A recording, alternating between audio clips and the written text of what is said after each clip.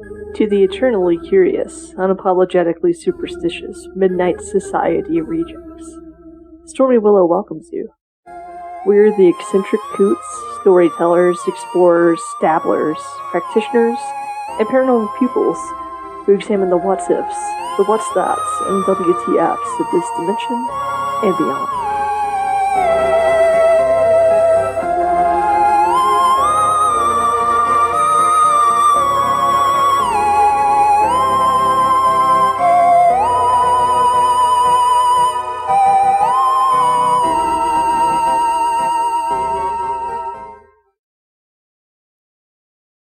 Welcome to the Stormy Willow podcast. We are your paranormal podcast where we talk all things spooky and interesting.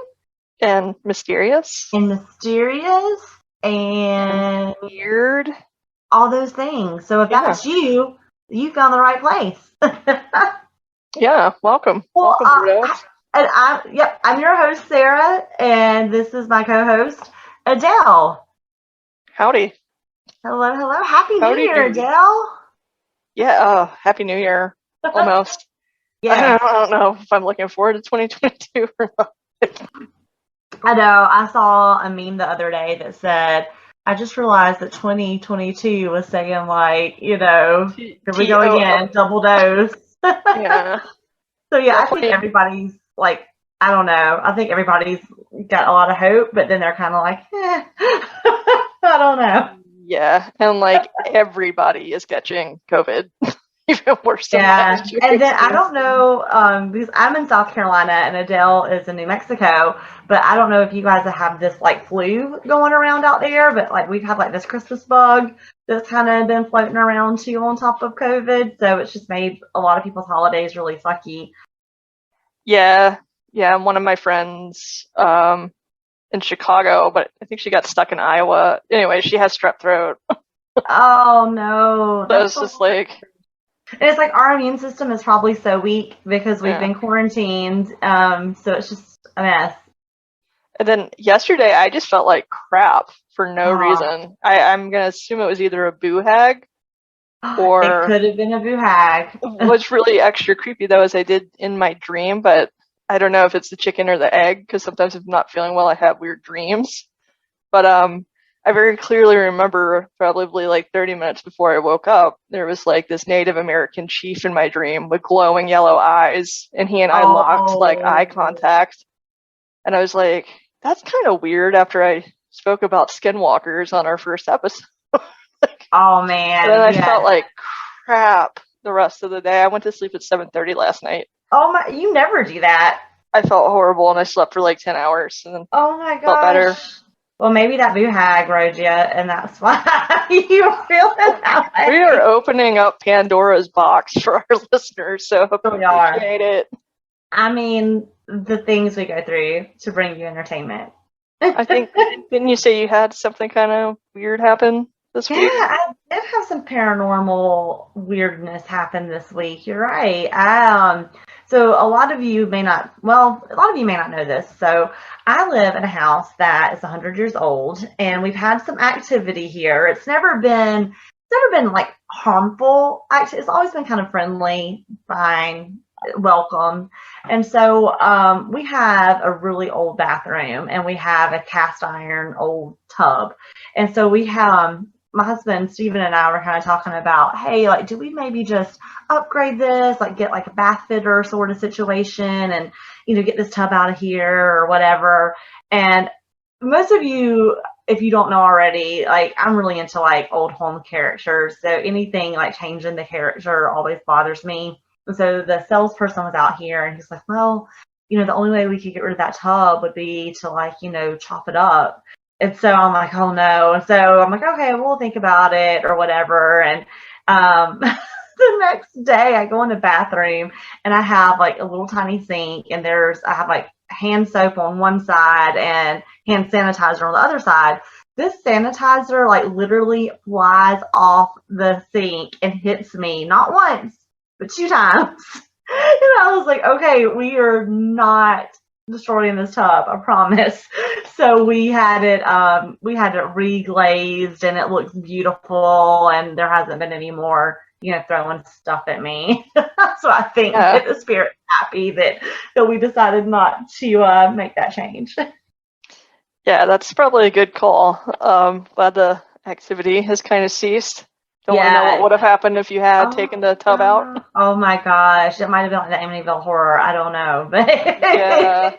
I didn't want to find out. But it's weird, how the residual energy. Like, we've had a lot of occurrences here, and so have people that have been here, and so I like it. I don't feel like, again, it's not an entity that, it's harmful. I feel like it's just entities of people that have lived here, and I know one person at least that has passed here, or know of, I don't know them personally, but know of a person that has passed here, actually in this very room we're recording.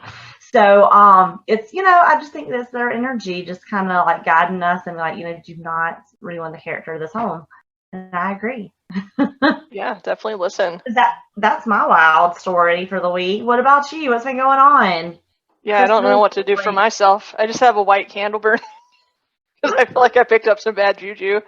Because on top of feeling like crap, I get this notice from our water company being like, "Hey, like, you've used like 4 times as much water in this billing cycle than last month." And I was like, "Okay." And I was like, "Could it have been the toilet?" Because our toilet was broken and it was like running a lot. And they're like, "I don't think it would just be from that." And I was like, "Well, we just had the pump fixed and replaced this week." So they were like, "Well, one way to tell is make sure all your water is turned off, nothing's running, and then go outside and look at the meter. And if it's running, then there's something pulling like water." And yeah, there's something going on. I went out there and the meter was just turning. Somebody out there? Well, they're like, "Well, we don't look at that," so I had to call the plumbers again. So they'll be here next week. And I'm like, I have no idea what would be causing that. That's crazy. Are they going to fix your billing or no? I don't know. I don't know. It's kind of like we don't know what we don't know. Yeah, that's crazy. But I'm hopeful that it's either something simple, or they'll be like, "Actually, this isn't your problem. It's the city's." Yeah. Or something like. Yes. Oh my gosh. But yeah, so welcome to owning a home. It's wonderful. I know, adulting sucks, doesn't it? Yeah.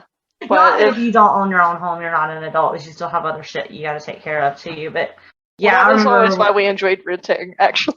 Because you're like, "Oh, that's broken, just call the landlord." Yeah, and it's like, that is so true. That is very true. And then when it's like, great, this is like not budgeted money, like, fantastic. Yeah.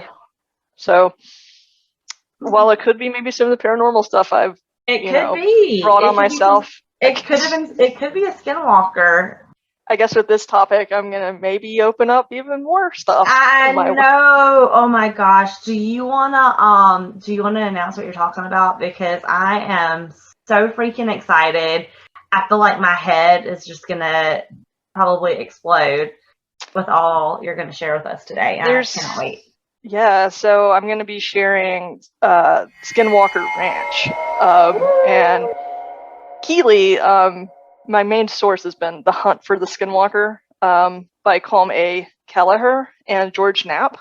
Nice. Very good read, very fun read. I'm going to break this up into 2 parts, though, because the first half is more about the family that moves onto this ranch and all the experience they have. Wow. And then what's really awesome is later on they sell this ranch to a team of scientists who live there and investigate for a while. So that'll be the second part, is the actual investigation with biochemists, veterinarians, because there are animal mutilations on the farm and around the area, as well as, I can't even remember, like astrophysicists kind of people trying to figure out what on earth is going on with this ranch happening. It's just like a hub of like the greatest minds. Yes. And, well, it's interesting too, because some of them don't want to be named in the book, because a lot of paranormal or people who dabble into paranormal studies in the scientific community are actually really ridiculed and considered kooks. So Colm Kelleher, PhD in I think biochemistry, he really kind of put himself out there by naming himself And I think it has negatively affected his career in some sucks. aspects. It definitely took a horrible toll on George Knapp's serious journalism career whenever he started investigating Area 51, as well as the happenings at the Sherman Ranch. That's rather interesting, though, in itself, don't you think? Yeah. Maybe cover up. It's weird. I mean, I definitely remember in anthropology, one of my favorite, there are only like 4 anthropologists in our whole department at my school, and 2 of which were women around the age he was referring to. But he was like, there is a woman on our staff that believes she was abducted by aliens. And I was like, I know which one it is because I've been to her field office and it has all these UFO clippings. But I'm like, dude, but she studies some weird crap out there, though. Like, I mean, she's like one of the most brilliant people I've ever met. I don't know why she would make it up. Once, I don't believe she's making it up. And 2, I mean, she's super scientific. Why would I discount her experience? Like, I think something weird did happen to her. Exactly. I'm a believer. I've never had an experience, but I definitely believe. And I mean, I don't have any credentials. I'm just gonna throw that out there. I have nothing to lose by saying I'm a believer. But that really does suck, though, because I think, like, and I'm sure we'll get into this with Skinwalker Ranch. Like, you have, like, I consider probably some of the greatest minds working and doing research, and it's so sad that, if they say, like, depending on what they say, or if they are named, that it really could take a toll on their career like that. Yeah. That really sucks. Yeah, but it's fascinating because it's like, to me, that just makes it even more like, I wonder if, like, the Men in Black tried to, like, hush them up, or it's like, or we'll ruin your career. You just kind of wonder, like, is that really happen, or does it make the rest of the scientific community too uncomfortable because they can't explain it, so they just don't want to accept it as a possibility? That's a lot. So these people are pretty brave to put their stuff out there and put their name on it. And I'm not gonna lie, gang, a lot of the haunted places we've talked about, or and I've heard about, have not scared me. I would be scared to stay on this ranch. Whoa, no way. I would be scared. And not because of ghosts, but I would be really afraid of these things that appear on this ranch that we're going to discuss. Whoa. I would be afraid for my life. Okay, so Adele and I, we're sisters, if you didn't know. We're best friends and we're sisters. And we have loved paranormal stuff for a really long time. And so I think excuse me. Sorry, Herman got really excited as well. And so I think I've never heard you say there was a place you would never go. Like, ever. Of all the things we've ever, like, watched or talked about, you've always been like, let's go. I've never heard you say, nope. And this that's crazy. I think we should just hop into it so you'll understand why I'm a bit afraid of this place. Yeah, I'm pretty scared right now to find out why you don't want to go. And let's crack into it. So I did mention that this is the Sherman family. I'm trying to be respectful of their identities, but I feel like that's kind of out of the bag, and that anyone who knows the term Skinwalker Ranch knows it was the Sherman family who lived there. Now, for the sake of this book, he's changed their identities, so they're called the Gorman family. Okay. And I'm just going to default to that to keep it simple and consistent with what's going on in the book. And just out of respect for the family, because this poor family, all they wanted was their privacy, and that was why they moved to such a remote ranch. And then, like, the complete opposite happened once stories of this ranch got out. Oh my gosh. So let me see. So the place of this ranch is not specifically named, but the area in general is kind of spoken about. It's about 150 miles from Salt Lake City, Utah. So, that's the closest city, not a huge city. So you have a lot of the Ute Indians around there. It's really close to the Ute Reservation. And obviously a big Mormon community because we're talking about Salt Lake area. So, and there's actually 50 years of well-documented phenomenon that have happened in this entire area. Oh, wow. So not just specific to this ranch, but like this whole area. Right. It's this whole little area that we're going to be discussing. Okay. And this is such a great quote from the preface of the book. It says, the world, it appears, is much bigger, much stranger, and far more complicated than most of us can imagine. Amen to that. So, a lot of strange happenings around here. I believe that. And I'm gonna try to do my best to not just verbatim steal from the book. Highly recommend reading it. So some things I might gloss over, but I'm gonna try to do it justice and walk that balance. Yeah, not maybe giving you can too also much put it in away. the show notes, 'cause I really want to read it. I think it's Yeah, like a really good read. I will absolutely put this in the show notes. So as I mentioned, for the sake of the story, we're talking about the Gorman family. So this is the first weird occurrence that happened right off the bat as they're moving their cattle onto the ranch. So these are ranchers from New Mexico, but it sounds like they lived in a really small town in New Mexico, and they didn't like how everybody was all up in everybody's business and everybody talking about each other. They just wanted their privacy and didn't want to be in all the gossip. So they were really keen to move to this ranch. Now, the family is Ed Gorman. He's the father. His wife is Ellen. I'm sorry, Ed is his father. He's Tom. I messed that up because I'm reading in order. So you're going to hear a lot about Tom. He's going to be like kind of the key person. So Tom is like the dad. Tom is the dad. Ed is the grandpa. He's only in like the first part of the story, but he does help out around the ranch and kind of help them move on there. Ellen is the wife, and then there's two kids, Tad and Kate. And Tad is a teenager. Tad. That's the name you don't hear very often. There again, these are made up. Okay, they went with Tad. Tom and Tad. You're gonna hear lots. I mean, why not just go with like, you know, Brian or Chris, or we're going to go with Tad. Okay. They went with Tad. And Kate's mentioned, but like she like that's it. It's just mentioned that she's a kid there. Like nothing. They don't like mention anything that happens to her. Maybe she's too young.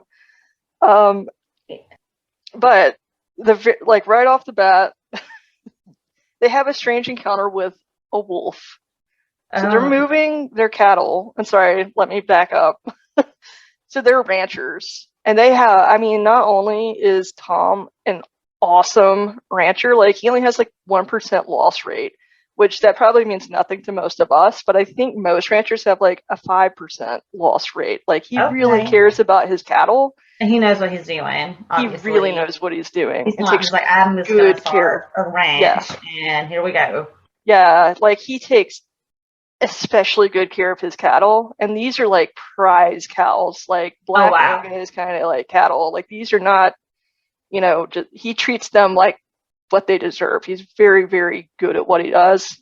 His family is also very, very smart, straight A students. He's no dummy. He's also very logical, calm, a rancher, like a tough guy. Yeah. He doesn't scare you easily either. Yeah, and not to only mention that, like I would imagine being a rancher anywhere, you're probably used to like wild animals, and these are not like new occurrences that would necessarily scare him away. Right. So exactly. He's good at tracking animals too, so that'll come into play later once we start talking about the cattle.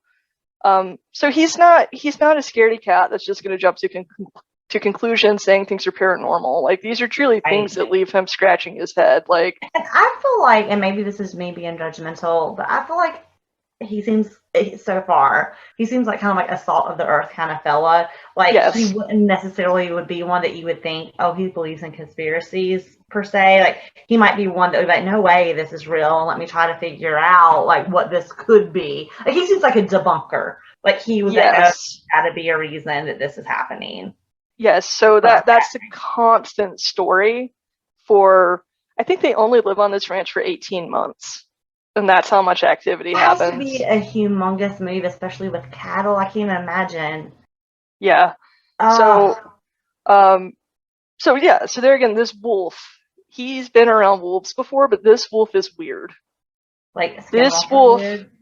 Yes, like that's maybe. Where I'm going. This wolf is 3 times the size of any wolf he's ever seen. Oh, I imagine he's probably seen a few being from New Mexico. Like, it's not a weird thing for him. And this wolf just comes out of like thick grass, meanders over to them, and has like really, really blue eyes. It almost acted like it was tame. Now they have their cattle in a carafe because they're like moving them onto the ranch, so they're still locked up and being pulled in by the truck. This wolf is just kind of like hanging out, walking around them. They even get out of the car to look at it, lets them pet it, and then like it says it's like a zen-like calm. Like this wolf just does not act like a wild wolf. And then out of nowhere, this wolf suddenly grabs one of the calf's heads, like really fast, trying to pull it out of the calf. What? Like yeah, it grabs his head through the through bars of the. Most of the other calves are kind of weary of it and kind of huddling to one area, but then one calf still has its head out and it's like, I'm not scared of it. So it latches onto that calf, and Tom starts kicking the wolf. He's a pretty big guy. I think he's like 6 feet or so. And I imagine like a cowboy. His dad Ed's also kind of a bigger guy. Ed starts hitting it with a bat.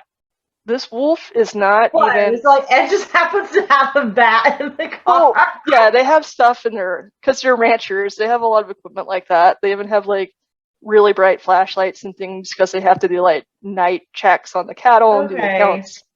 So they have a lot of equipment. Okay. Well, I mean, thank God. I mean, yeah, Ed just pulled it out of his back pocket. I was like, okay, so he just happens to have a bat hanging out. And it's not. This isn't like they're completely just now moving on to. Okay. They're moving their cattle in. Okay, so I'm thinking like there's like a U-Haul caravan, the cattle, and he's like, hang on. And I'm like, is he like, how does he even know what box he put the bat in? So sorry. I was No, thinking. I did a bad setup of that. And I'm not going to lie, there are sometimes in my notes where I can tell like I zoned out. I was like, this should be a wild ride. But anyway, so these two guys are just kicking and hitting this wolf, and this wolf is just like not even like responding to it, like no pain at all, doesn't care, just keeps trying to get that calf.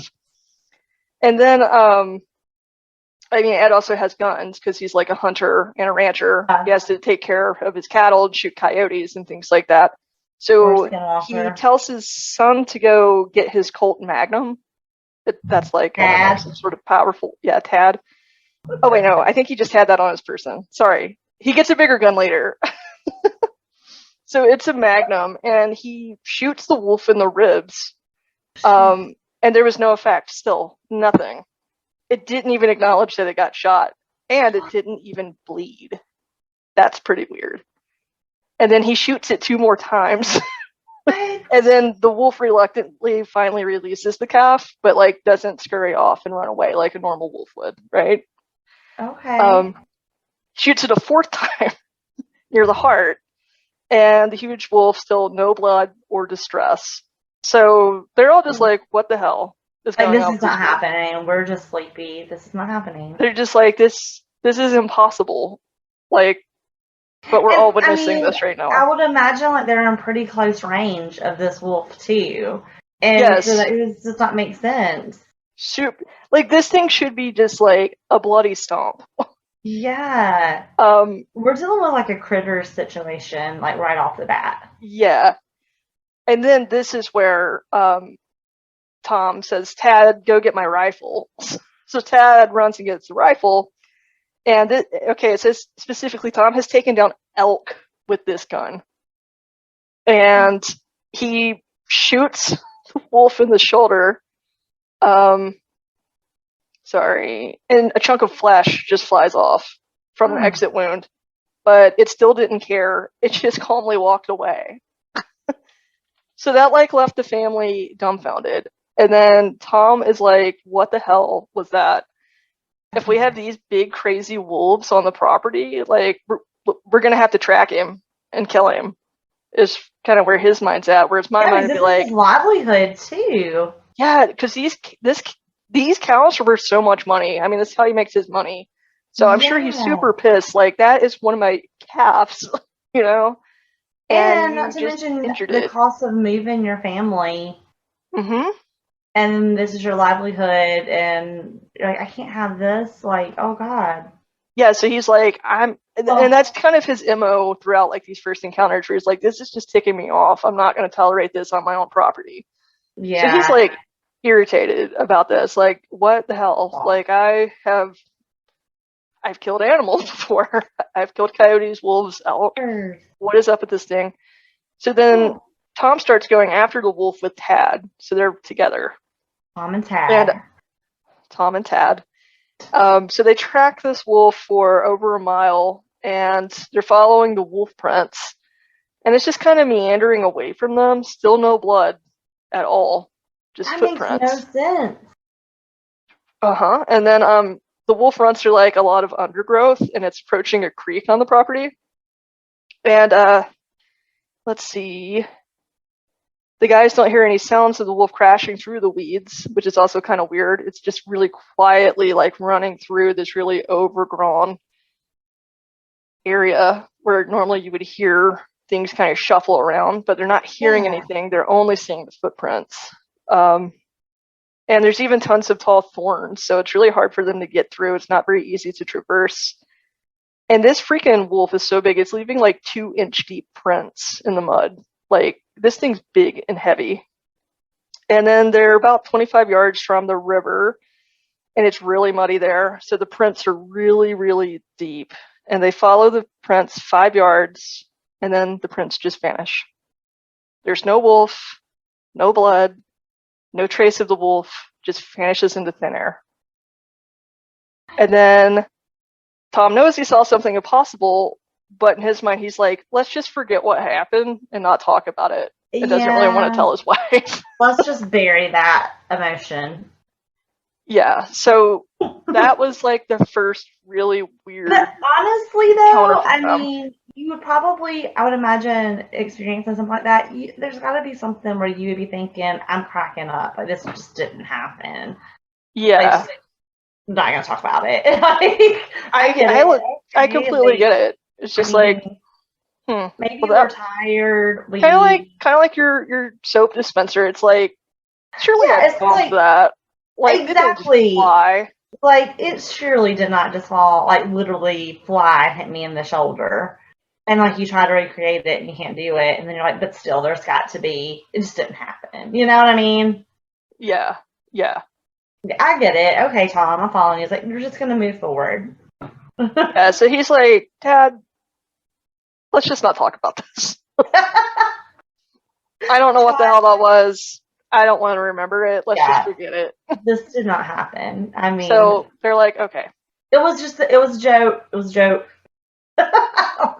Yep. Like, nah, we're just tired from the move. Whatever. Yeah. And then a bit more about the Gormans. I've kind of hopped around because I do remember a lot of this stuff because it's freshly read. But like I said, they're from New Mexico. They wanted more privacy. So the ranch that they bought is 480 acres. So it's really big. There's a lot of land to cover. And it's out of the way. It's in northeast Utah. And it was empty for almost 7 years before they purchased it. Okay. The property was previously owned by an elderly couple who were kind of well off and living in the city. So they just let the property sit pretty much abandoned for that time period. They sold it at a fair price because it was a fixer-upper because they hadn't really been doing anything or even on the land, really. Right. And as I mentioned, Tom and his family hated New Mexico, like the small town gossipy kind of stuff, whatever area they were from. They just wanted their privacy. And they're cattlemen, hardworking, and very smart, like very smart family. And actually, just to talk about that and what a good rancher he is, his father, Ed, had a reputation for artificial insemination with the cows. So they were like really good at breeding cows. So they had very good reputation for, handling their cows, breeding the cows. They were top quality, like high priced cattle. And yeah, here's that stat: with most cattlemen lose 5% of cattle per year, the Gormans lost less than 1%. Wow. So they are excellent at their game. Yeah, they do not lose their cattle, and they pride themselves on taking care of them, which is also why they have all that equipment, because every night they go make sure the cattle's rounded up, The count is the same. Nobody's in danger or hurt or anything. They take very good care of their cattle. Yeah. So, I mean, these are their cash cows. Yes. So the 400 acres, it has cottonwood trees. I don't know what those are, but they sound pretty. They do sound pretty. Russian olives, lush pastures, a creek, and irrigation canal. And they fell in love with this place. It is supposedly, sounds like from everybody's account in the book, that it's just gorgeous. And the Gormans are super stoked about it. Interesting. Let me pause for a beverage. So, let's see. But this is the weird stuff. So whenever they first arrive at the property and take a look around it, they can tell that something's just not quite right. Whenever they're first, wanting to buy the property, they notice large, heavy-duty deadbolts on the insides and outside of every door in the house.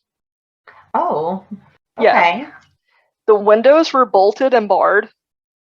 Large metal chains at each end of the house bolted into the walls for large guard dogs.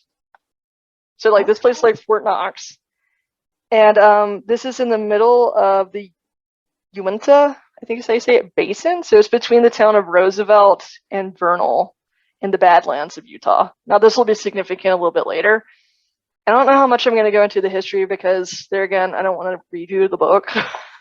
But it's a whole taboo region, this Uenta Basin. So the Uenta Basin is a UFO hotspot. Thousands of sightings reported since the 1950s, and half the residents have seen anomalous objects. Whoa, so thousands of reports, and over half the residents have seen something. Some sort of an anomaly. Yes. Whoa, that's pretty, that gives me, goosebumps. That's a pretty high numbers. Yeah, I'm probably going to skip over one of the parts, but at one point, the police were getting called so much in this area, they just stopped filing the reports. They were getting so many sightings of UFOs and strange happenings. And I may be jumping ahead, so if I am, just tell me to stop. Does anybody know why this area, what it is about this area that makes this such an active spot? Well, there are a few theories. $1 million question. Yes, I think there are a few theories on why this area is so active, and some of that has to do with history, which we'll get to in a moment. Okay. So let's see. Where did I leave off? So yeah, this has always been a UFO hotspot. The previous owners had purchased this particular ranch in the 1950s, and they were glad to sell it. So it sounds like there's a lot with the property and can you imagine doing that walkthrough or just kind of looking whoa, what's with all of these chains? This is also a strange thing that the Gormans didn't notice, but they just there's so much weird legal jargon whenever you buy a property. Oh they just kind of chalk this up as something weird. So there was a strange clause in the real estate contract from the previous owners that said no digging without prior warning to previous owners. So they're not supposed to dig on the property without telling previous owners about it. Weird, right? Very weird. Kind of based on how the property looked, the Gormans just thought the owners were paranoid. They're just paranoid weirdos. They have all these locks and stuff. They didn't necessarily think there's something strange going on with the property. Serious. Yeah. So a little bit about the Uenta Basin. So centuries of strange accounts. 1960 to 1970s, there were a lot of cattle mutilations reported, which we'll definitely hear more about later, even including on the Gorman Ranch. Sightings of craft landing on ranches, sightings of humanoid beings gathering plant samples, and alien abductions. So there again, UFO hotspot. And just a shout out to Junior Hicks. He's kind of the unofficial UFO historian of the region. So he definitely has a lot of thoughts on this. I bet he does. He was a science teacher, retired after 36 years. Sounds like a really logical, legit dude. a lot of the people in the town trust him. He actually would interview people and take them serious when other people wouldn't. Whatever, like, okay, you saw a UFO. Yeah. It's like, he's a local teacher. People kind of trust him. He's not like an outsider trying to get a story or something. Yeah. But he did interview 32 students and a teacher who all witnessed a cigar-shaped craft sitting on the ground. Like, all at the same time. They saw the same craft, like, sitting on the ground, like a couple hundred yards away. Wow. And he said, all their stories corroborated with one another. So to him, it seemed true. So then he started interviewing other reports and witnesses of a lot of the strange happenings in this area. And he cataloged more than 400 impressive cases, but he had to eliminate thousands because he couldn't take every single, there were strange lights in the sky. Like, he just took the bigger cases because he's only one person. Yeah. But I'm sure like these other ones were dismissed, but the ones that he actually investigated, he was like, yeah, these are like 400 legit cases in my eyes. Oh. Like I said, he's the local and trusted person. And he's good at keeping the identities private of those who don't want to be named, because a lot of times, like, this was also the 60s and 70s. People would be so cruel to you about it. Like, oh, you're crazy. You're not. Yeah. And let's see. Also, some things that are going to resonate with what happens on the ranch. Again, I'm trying to focus more on the ranch because we could get lost completely. A lot of the other areas, there's just so much going on in this entire region, but these orange balls hovering over this area is something that Tom actually experiences a lot on the ranch, but Hicks also confirms that this is happening all over that area and all over Roosevelt. Not just on his ranch, it's just the whole area Right. this is happening. Yeah, so actually Hicks thinks that, it's interesting, this makes sense. He thinks that these UFOs are actually just trying to gauge human reaction to them because they're so freaking obvious. He's like, they're almost putting on light shows for everybody. So he's like, they're not even trying to hide that they're there. He's like, I think that they're most likely just trying to see how we react to them. And, some people are horrified of them, others shoot guns at them. Like, so he's like, I just think that they're trying to see, when and how to make contact officially. But why this area? Yeah, well, I think there's a good theory on that, at least one that I'm leaning towards, but we probably won't really find out some solid theories until the second part of this from the investigations. But he even confirmed Bigfoot sightings. So I think this is where people get into. So we've got aliens, we've got Bigfoot, a possible Skinwalker. We will even get some poltergeist activity. And not to mention, like, chains and not to dig. I mean, oh my god. Things that just vanish. Yeah. Like, where do you even begin to dissect this? Yeah. Also, Hicks had the pleasure of actually working on the Gorman Ranch a few times to help with some small repairs. Of course he did. And he said his compass would just spin out of control. And, quote, the Utes don't mess with it. They have stories about the place that go back 15 generations. They say the ranch is in the path of the Skinwalker. So the Utes are forbidden from going on this ranch. Yes. So let's go back to the basin because there's some history here. So the basin itself, Brigham Young actually sent a small expedition into the basin in the 1860s, and they said it was just a wasteland of a location. It wouldn't be viable to live there. And so the first white men to inhabit this area were the Spanish in the 1770s. And I'm laughing at my old notes. I said assholes followed. So even more asshole Spanish people followed this first crew. Oh my gosh. Abraham Lincoln established the Uenta Indian Reservation in 1861, which encompassed most of the basin.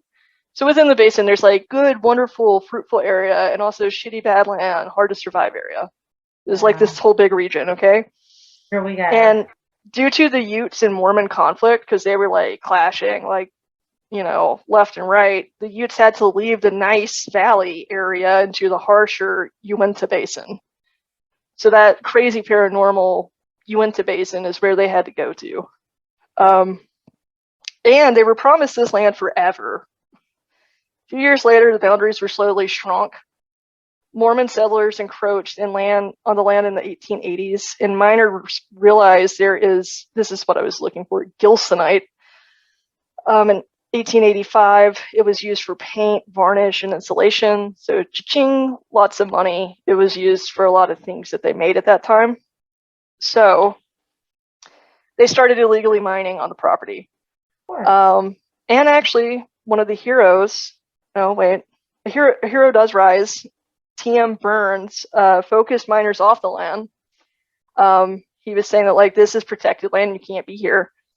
And the mine companies ended up petitioning Congress to reclassify 7,000 acres as public domain.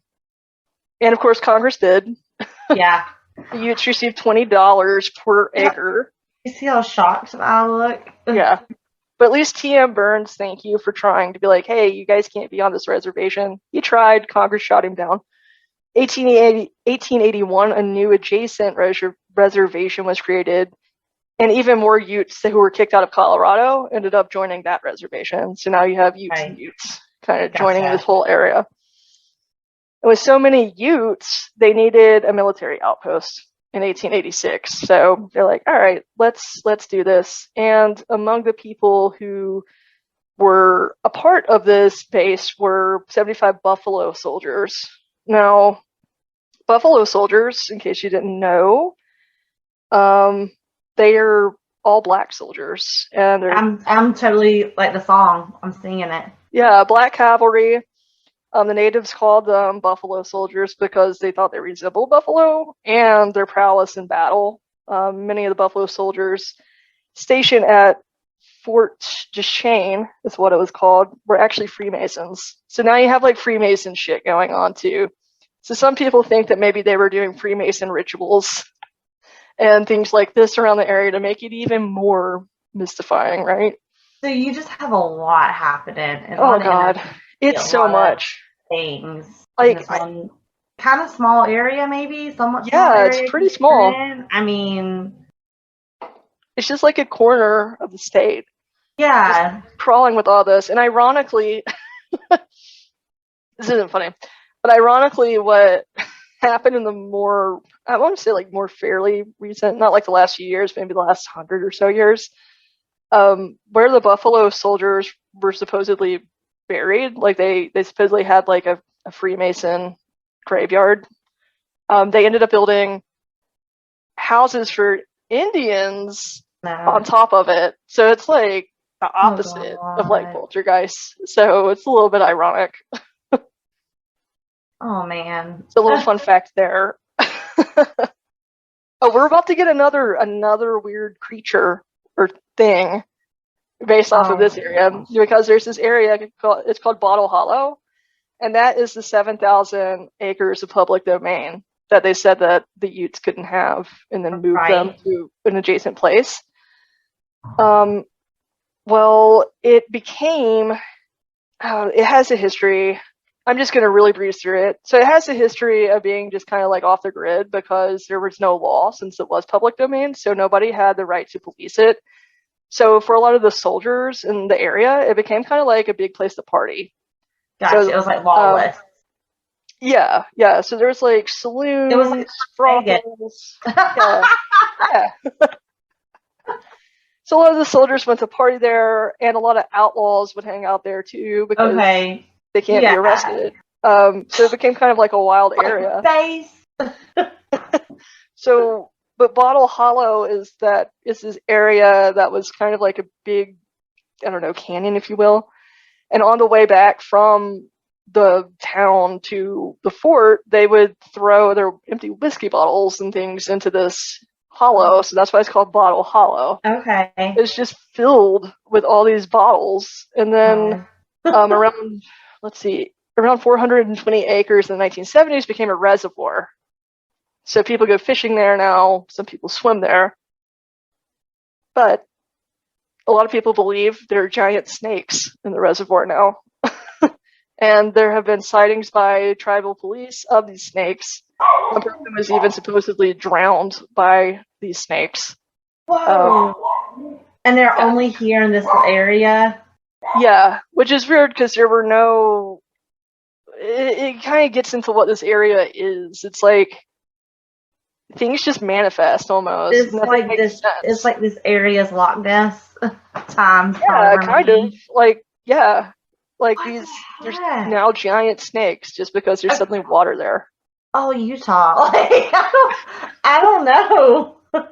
I don't know. But you can go to the Bottle Hollow Reservoir since I am so close to this. Like, would you go? Would you possibly? Are you just gonna bypass all of Utah? Do you think after? No, I would like to make maybe a visit to Roosevelt because it sounds like I have a 50-50 chance of seeing something paranormal, at least in the sky. Yeah, you do. But I do not want to step foot on the Gorman Ranch. I don't want you to be like Miss Rafferty. Miss Rafferty? On SNL Close Encounters. Oh, I always forget that she has a name. And guys, if you don't know what we're talking about, we're going to put that in the show notes too. We are going to put that all over. It is, I will say, it's one of my all-time favorite SNL skits. But basically, like, these two people in particular always have these encounters with paranormal, Santa, alien abductions, Santa, out of like near-death experiences. But one of the characters, Mrs. Rafferty, always ends up pantsless. And having like the worst of the experience. It's Kate McKinnon. Yes, Kate McKinnon is. I adore her. She's so wonderful. But yeah, we will definitely check out our Insta. We'll load it up with the Close Encounters because like this is what I'm thinking of, but I'm thinking this is all like a horror. I don't know if anything great comes from any of this. Yeah. We'll share that to lighten up how just insane. And I really am trying to fly through this because I do want to try to keep this episode to like an hour. Just because, oh my god, you could talk about each and every being individually for like an hour, and now I understand why there are entire shows and entire podcasts just about this topic. So this is just to give you a taste of some of the weirdness. So what happens to the Gormans? What's going on with Tad and Tom? All right, so, but before, just why it's called Skinwalker Ranch really quickly is because the Utes, I think, partnered with the Spanish at some point and started kidnapping Navajo people and then selling them. What did the Navajos do? Well, I mean, the Utes are just kind of like, well, we kind of like the Spanish are making money off you guys, so we're just going to kind of follow their lead and do that too. And then a lot of the Utes think that now the Navajo put a Skinwalker curse in that area. Well, I bet so. Which, it's kind of funny though, because listen to episode 1 if you don't know anything about Skinwalkers, but one theorist, I can't remember who, he was like, that doesn't make any sense why the Navajo would do that, so I don't think that they did. I think that these are just kind of intertribal things, like spreading rumors about each other. And he's like, because a Skinwalker is just selfish and pure evil, so even if you tried to tell it to go get revenge, it wouldn't do it. Even if it was Navajo, and it's like, I will, just because. No, it'd be like, fuck you, I'm not doing anything I don't want to do. That's true. I was like, that's true. Who knows?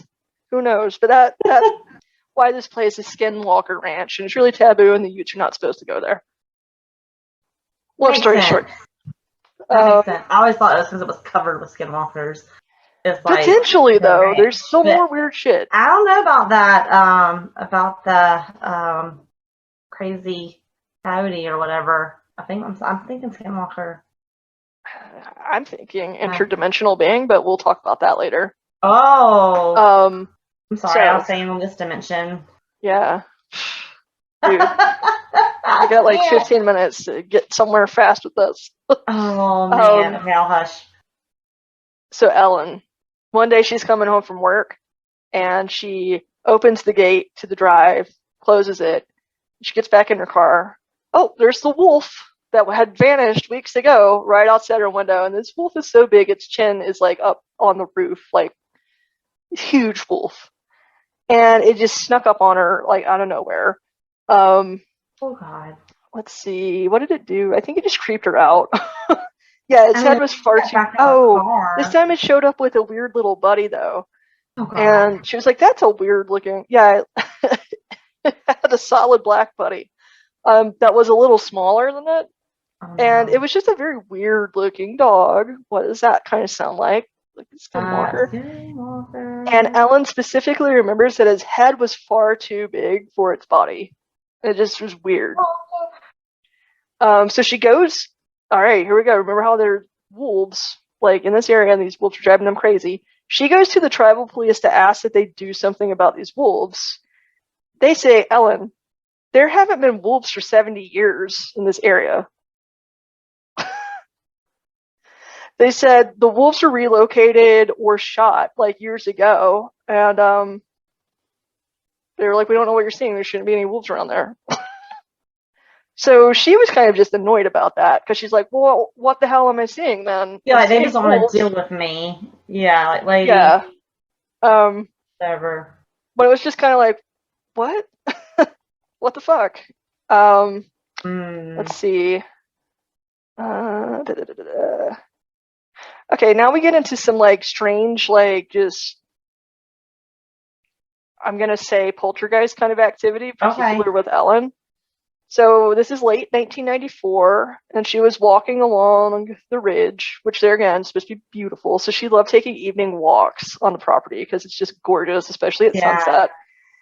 And she just feels a huge whoosh, like, just like shoot by her, and she's just like, "What the heck was that?" Maybe it was a bat or something, but that was just too weird.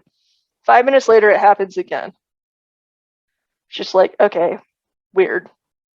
And then later on, and like on several occasions, kitchen utensils would just disappear and reappear elsewhere that she'd be using.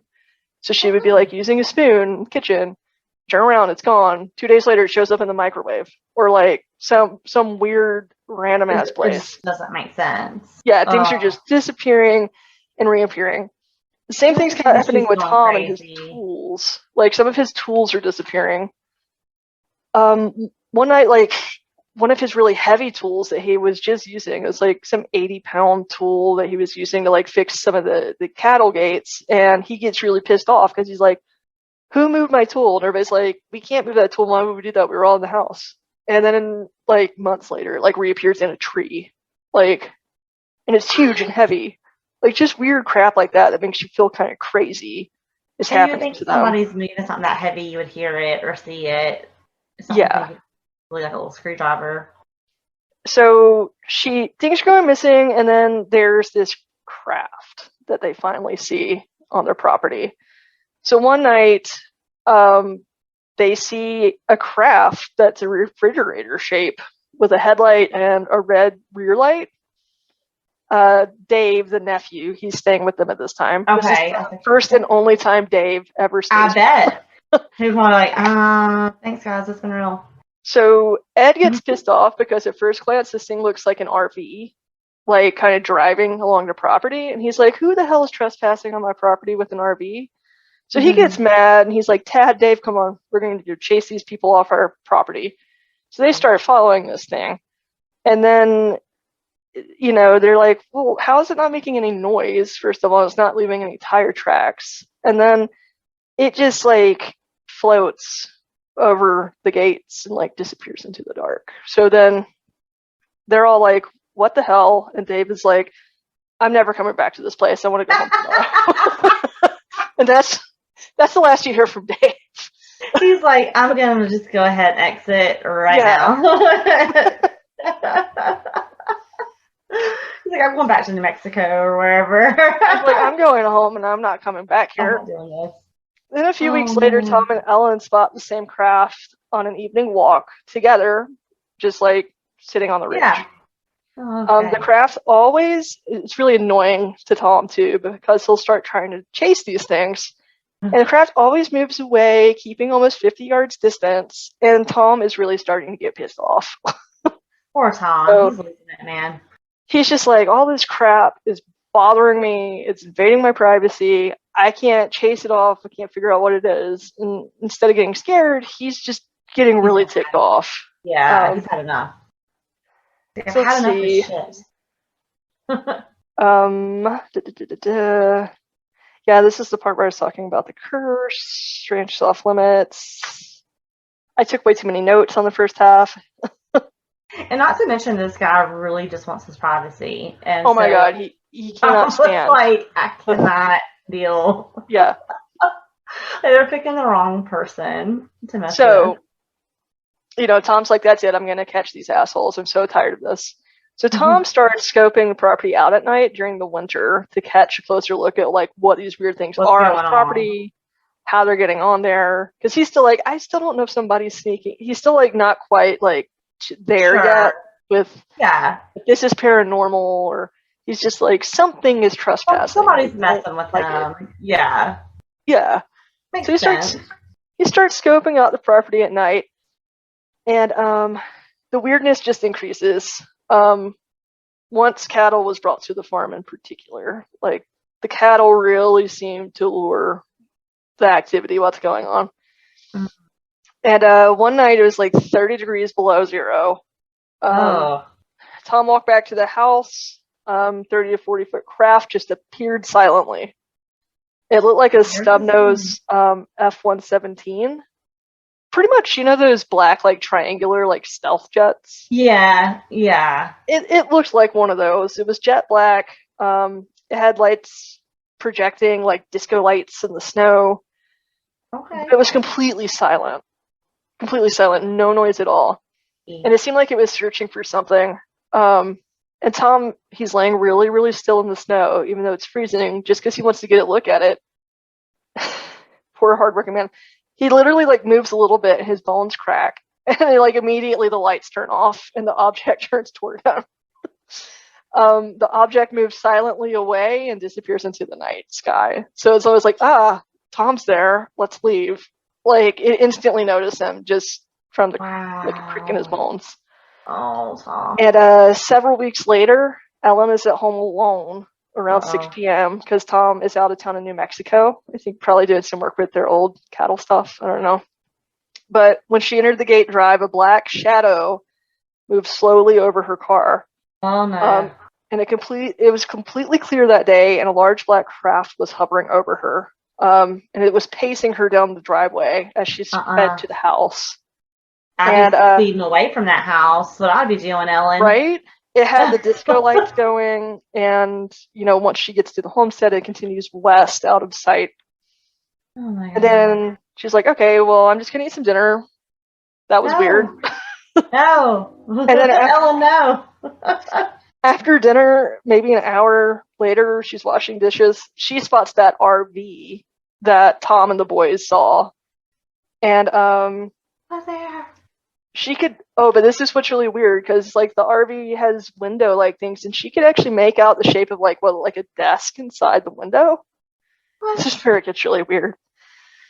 And it was about 200 yards away, and a black figure in a uniform and headgear sat at the desk. Okay. The figure stood and was huge, about 7 feet tall, with knee-high boots.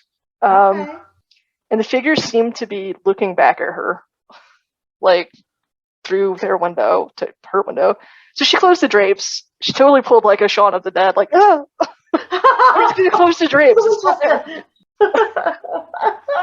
And she immediately calls Tom. So Tom drove back all night, and he arrives in the morning, and they found huge footprints in the mud where the RV was. I'd be so out of there. Right? And they were boot-shaped prints, and they were almost 18 inches long. Oh my God. That's a huge foot. And then suddenly, finally, they felt in danger. I mean, that's bigger than a foot-long sub. Yeah. Respect. They finally were like, wow, this is dangerous. We're not going on any more night walks together. Like, everybody cannot go out at night alone on the property anymore. I don't even think I would be on that property anymore. I think, you know what? I want to get the hell away from here. All right, this is where it starts to get where I'm like, this is probably interdimensional, and this section really was hard for me to comprehend. Like, and I think it's probably hard for Tom to actually explain what he was seeing. So he started noticing these orange structures most commonly seen on the ranch. The whole family saw them several times. They were giant, sometimes elongated, sometimes round, bigger than a harvest moon, like these huge orange things. And Tom enjoyed looking at the object with his rifle scope because he could really like kind of see what it was. And they would actually have kind of a pattern of appearing around the same time and same place. So what I think is most frustrating with a lot of the activity is that it's so sporadic, but this is one thing that seems to be semi-predictable. So he has the best chance of observing these things. And one night in the middle of the mass, it looked like another sky. So it's like this orange mass. He's looking at it through his rifle, and it looks like another sky through it, which I kind of can't understand what that looks like personally. Yeah. But I'm going with it. Like, it looked like a window where it was still daytime, like within this orange shape. Okay. And then he started thinking perhaps it's a different place or time that this orange thing is. And he's like, it was night but daytime on the other side is what he started calling it. So weird. And then he started thinking all the weirdness could be a different dimension from this thing. And then one night he saw a black triangle craft, like the one he had seen on the property, come out the other side of the orange thing. So it seemed like a doorway to another dimension. The orange object can easily be seen only from the ranch homestead itself. So that's the weird thing. He realized the homestead or something, like a portal there. Yeah, exactly. So the homestead is the only good vantage point where you can really make out what this object is. It's three-dimensional orange tunnel, and the mouth faced directly to the ranch. If you just drove a mile away to the main road and looked, it would just look like this orange little cloud. You would never notice it. It's like a little, and the whole family has seen this. Yes. So it's not like we can't say Tom's losing it or what's Tom taking.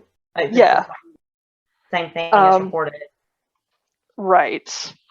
So this is where the cattle mutilations start. Oh no. So, as I mentioned, Tom loved his cows and took good care of them. And he tracked a missing breeding cow one night because that's why he had his truck with all these lights. He would go and track all of them, make sure they're accounted for and safe and healthy. And it was during a snowstorm. He could tell that this missing cow, because he's tracking it, had been running full speed, but there were no other tracks around the cow. So he's like, well, nothing's chasing it. Why is this cow running like houses don't run. From the nest? Yeah, he's like, something, this is weird. Oh my God. And then the tracks just stop in the middle of the clearing. Cow, everything's just gone. Just nothing. Just like that wolf. And then the next few months, 4 cows disappeared. April 1995, and these things tend to happen around storms, snowstorms and rainstorms. Wow. In April 1995, there was a downpour of rain. Tad is a witness to this one as well. So Tad and Tom are tracking their cows, making sure they're okay in the rain. Tad chased one calf to return it to its mom in a dry area, I think under the trees, in that like cottonwood tree area. Mm-hmm. And as he heads back, he noticed a heifer that was stuck in the canal. Like, she was fine. Like, the canal was too shallow for her to drown in, but he could tell she was uncomfortable and stuck. Yeah. So him to get that calf and return it to the mom took about 20 minutes. Whenever he gets back to the heifer, it's dead. No. But the canal wasn't deep enough for it to drown. Her entire rear end was carved out. No blood. No, like a flawless cut, 6 inches in diameter. It's just like the insides had been sucked out. All the inside organs are gone. What the hell? Yeah. So now Ellen is like, I'm super paranoid about this place. like this is not good. I'm sorry. That would like fuck with my mind. Mm-hmm. to see something like that. I'm sorry. And of course, like, they really do care about their cattle. Like, they're all very upset anytime they lose these things. So this is really taking a mental and emotional toll on the whole Well, it's family. like now a whole nother line has been crossed at this point. You Yeah, know, it's like you're seeing things, you're feeling like people or something is trespassing on your property, and that's horrible. But like this whole county, yeah, yeah. So I don't like that. no. And then 3 months later, another mutilation happens. No. At the time, Tom saw several low-flying mysterious lights over the cattle the night before, and then discovered, I think, the next morning. So now Tom is just beyond pissed because he's just so mad that this is happening. And what's weird is he noticed brown, like a puddle of something evaporating from the cow. It was like 2 inches in diameter. It's like a gel texture, and it smelled chemical. So he's like, what is going on with my cows? Like, this isn't somebody like shooting them. This isn't a predator. He's just like, what is going on? Like a rival. Like, what is happening? This is awful.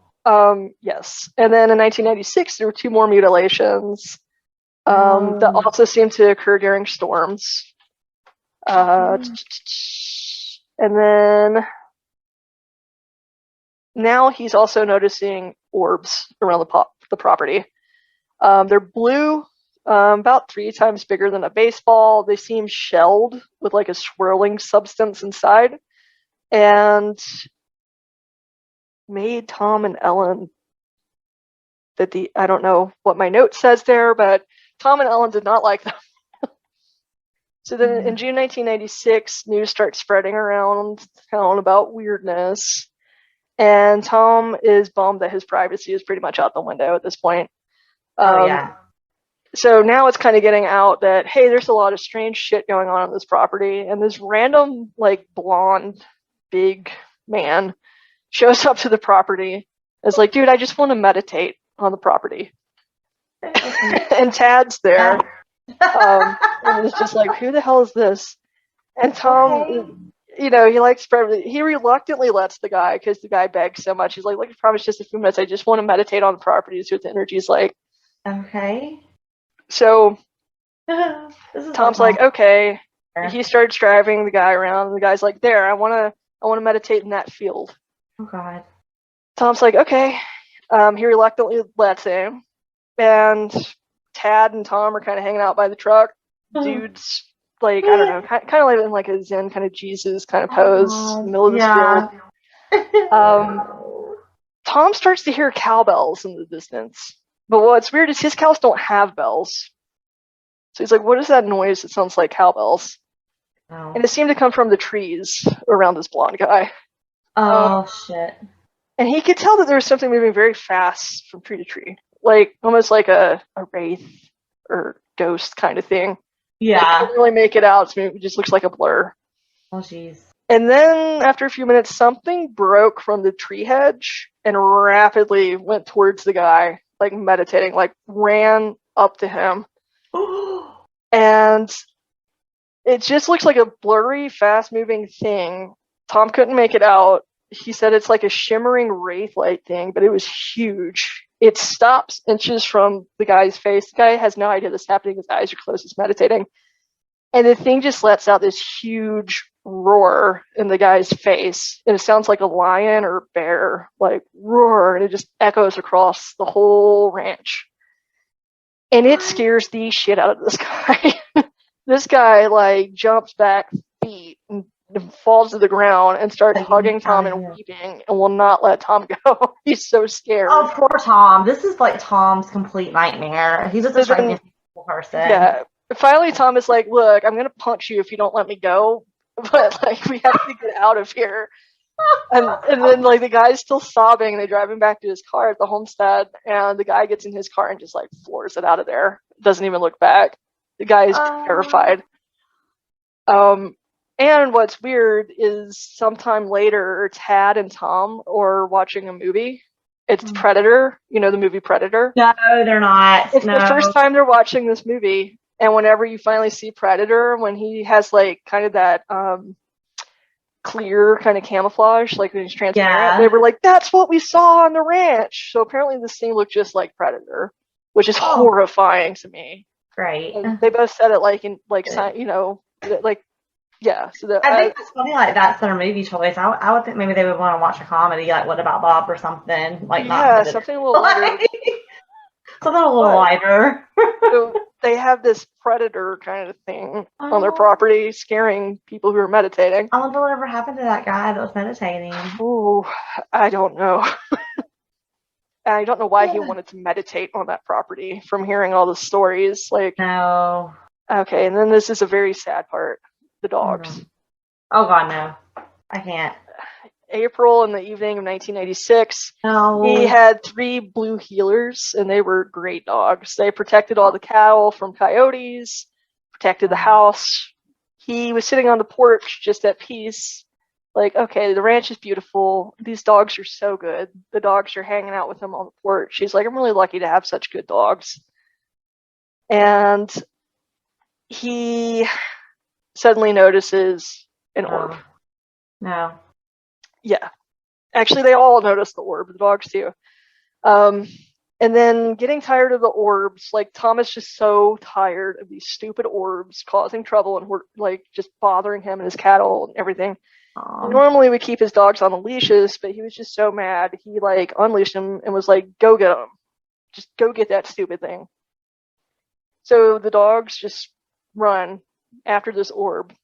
Oh no. And it's almost like the orb is toying with the dogs, because it'll kind of like lure them towards the tree line, kind of like, be like, oh, you almost got me. So they'll get like close to it, and it'll like take them a little bit further back to the tree line. Shit. And then after they're kind of out of sight and under the tree line, Tom just hears horrible yelps of just, dogs yelping and then silence. Oh, he waited a few hours for them to return and was like, I can't even. I'm just going to go look in the morning. And whenever he went to this location in the morning, the dogs were completely incinerated. All that was there was like blackish, greasy mess. Like, just they were completely incinerated. No.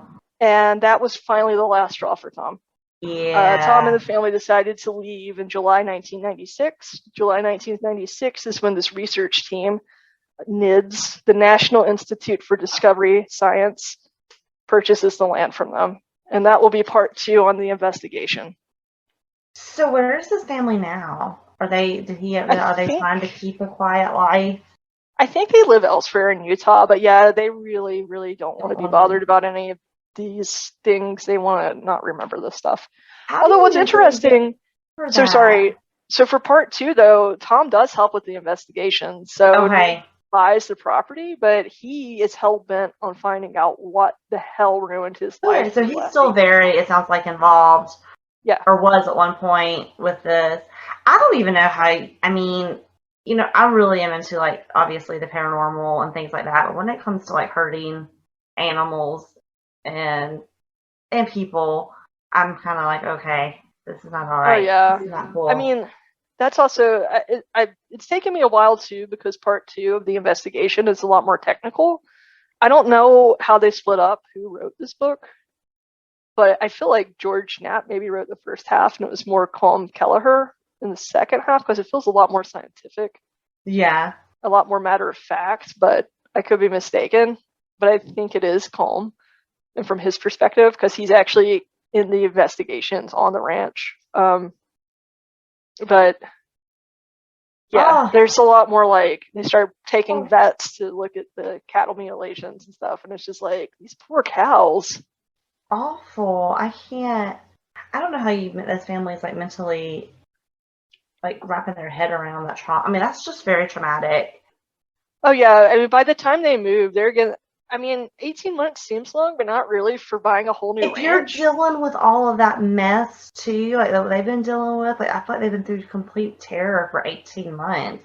It seems like the activity started as soon as those cows arrived on that ranch, especially. And exactly. so it's like, I just can't. And then, I mean, I'm sure like part of you like going through something like that has to think like I'm losing it. This is not really happening, or somebody messing with me, or somebody out to get me, or like it's just oh. And it's like these things are happening to their animals, like just yards away from them. It's like, what if that was one of us? Them or their children, like was that? I don't know. Yeah. So by the time the property is sold, they are all just exhausted. The kids are not doing well in school. They have financial burden. They're just ruined. They're even able to even go to school. I mean, after like that, and like you said too, like it's their livelihood at stake as well. So that's really cool. Oh, Adele, this is not cool. I don't want to go to Skinwalker Ranch. But yeah, this is why I would be afraid to go here, because it sounds to me like extraterrestrial, interdimensional things that are definitely a threat to. Yeah, I don't think it's like a Paul situation they're dealing with. No. I'm not getting that vibe. I'm not getting that Paul. I'm definitely getting more like the Predator vibes of like, this is something here that is not gonna fuck around. Feels threatened by us. It's just gonna incinerate us. Oh my gosh, that's pretty crazy. Well, I'm excited to hear about the second part of this. Yeah, I'll try to gloss over the cattle mutilations because that's a big part of it. I hate that part, and I'm really pissed off about the dogs too. Oh, I was like, no, not the dogs. Okay. Like, yeah, and just that, like, I don't know, you can just imagine. I can't imagine. Just that, like that yelp. I just think it's so crazy how he was just like, I can't even deal with this. Yeah, just like, I'm gonna go look at it in the morning. I just can't. And then Ellen by herself, like staying in that house. I think I would be like, I'm out of here. Like, my favorite part is the drapes. Like, oh, just get close. My favorite part is that she made herself dinner. She's like, I'm just gonna go on in here and make dinner. Like, a smart one. Chill out. Watch The Predator on Sci-Fi Channel. Yeah. Some X-Files, and I'm just gonna call it a night. Pretend like this is normal. Like, I think I would be turning my car the other way and going, like, I'm gonna come to you, Tom. Don't come here. Yeah. So, yeah, this is crazy. An insane amount of activity around the whole entire county, but in particular, this ranch is like hell on earth. There's got to be a portal. I think so. Portal or some. I mean, it has to be some kind of crazy energy to be attracting all of this. It's something, and we'll find out what the experts think in part 2. That's pretty awesome. Oh my gosh, Adele, you did so awesome. That's a lot to unpack. Yeah. So a little bit over on time, but hopefully worth it. Oh, I think so. I loved it, and so I can't wait to hear the conclusion. Yeah, me neither. I still have to finish. Like, oh shit, I gotta finish this book. Yeah, so that's what I'll be doing. Well, thank you for sharing this with us. It was really awesome, and we thank you guys so much for listening. We hope that you learned a lot, and we hope we also kept you entertained. Yeah. At the same time. So I usually sign off by saying keep looking, but maybe don't look there. Don't. Just maybe just glance over the whole state of Utah. I'm just gonna say. Yeah. Stay curious, but just get back. Yeah. And stay safe. Stay safe. All right. Well, happy New Year, you guys, and look forward to more spooky stories in the coming year. Yeah. All right. Bye.